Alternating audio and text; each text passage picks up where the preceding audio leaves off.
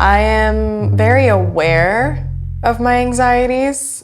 I don't like the pity party. I don't like talking about when I don't feel too well. I don't know, I am a little nervous. Just being kind of open about what I struggle with and making it known to other people is a bit nerve-wracking.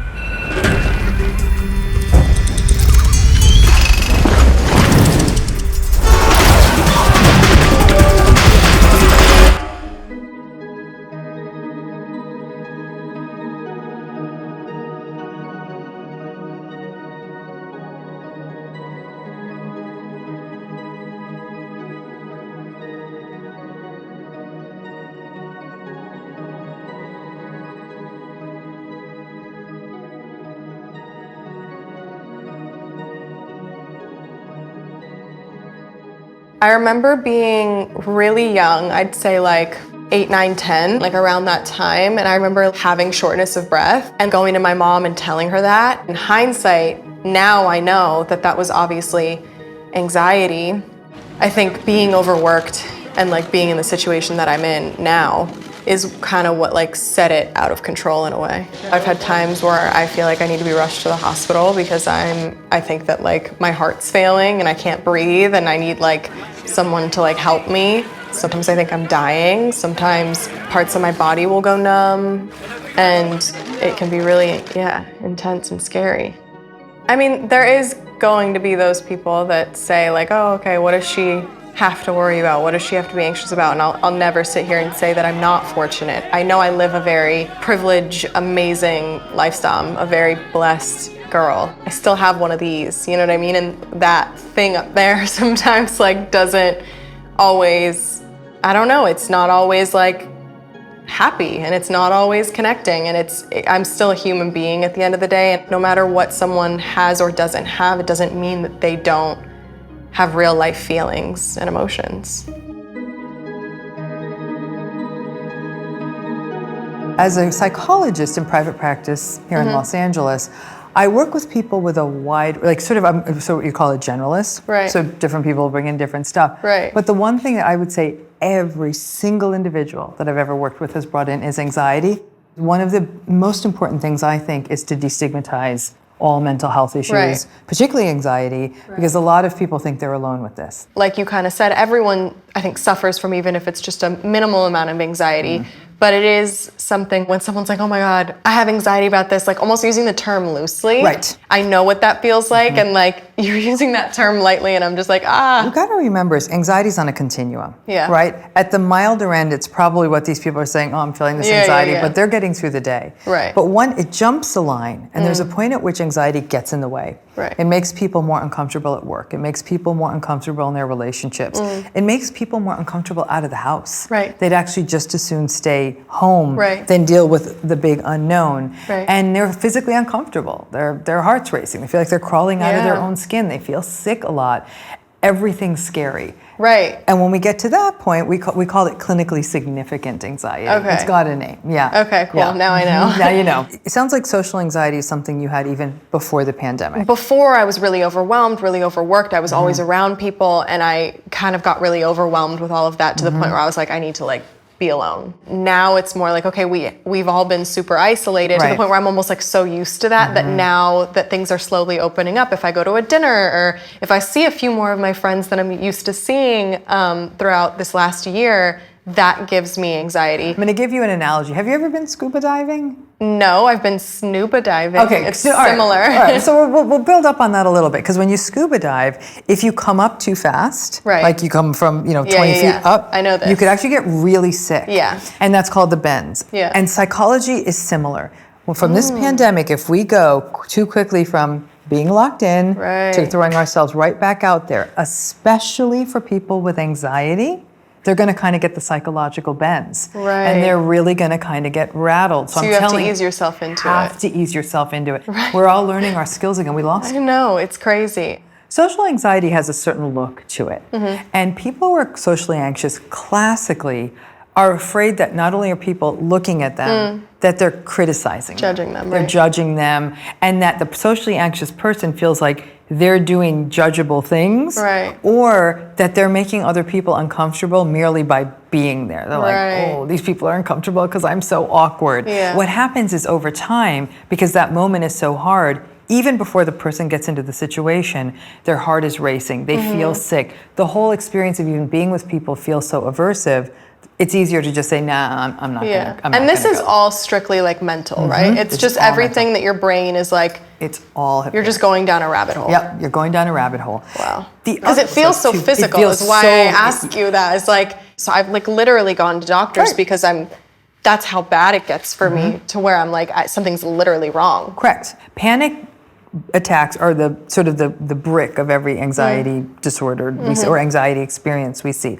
It's all a miscommunication in the brain. Everything gets ramped up. It's taking the signals from here. Change this, Yeah. you change this. I'm also a hypochondriac, which I don't know if that has any relation to like, or if it's the cousin of anxiety or something, but I'm like a massive hypochondriac. So, and that's also something that has been a thing since I was really little. People who are anxious are always monitoring their bodies. It's almost like a Roomba. You're always sort of like wandering around and vacuuming all these thoughts in your body. And so if you even feel like a tiny headache, you're like, oh my God, I have Yes, a tumor in my brain. that's me. You That know, is me. or I have some lung disease, I have to go Yeah. get checked out. Anxiety is like a magnifying glass, and it magnifies only the bad things.